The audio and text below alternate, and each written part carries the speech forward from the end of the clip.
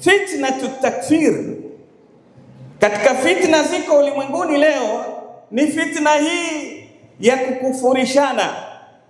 Kirahisi mtu anamwambia mwenzake anta kafir, wewe ni kafiri, hawa ni makafiri, hawa makafiri, sijui nini. Hapana, hii ni fitna mbaya sana, kwa sababu Mtume Muhammad sallallahu alaihi wasallam asema ayyuma rajulin qala li akhihi ya kafir faqad baa biha ahaduhuma, yeyote atakayemwambia mwenzake ni kafiri, basi ule ukafiri utarudi kwa mmoja wao. Kama ni kafiri kweli sawa, kama si kafiri ule ukafiri utakurudia mwenyewe.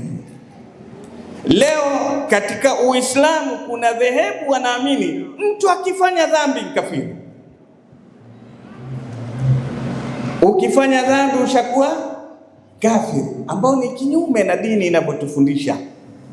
Madamu ni katika akbar, katika Uislamu tuna akbarul kabair, akbaru ambao ni akbaru dhunub, madhambi makubwa zaidi, na kuna madhambi lakini hayaitwi ukafiri. Haiwi mtu akifanya dhambi basi moja kwa moja ameingia kwenye nini? Kwenye ukafiri.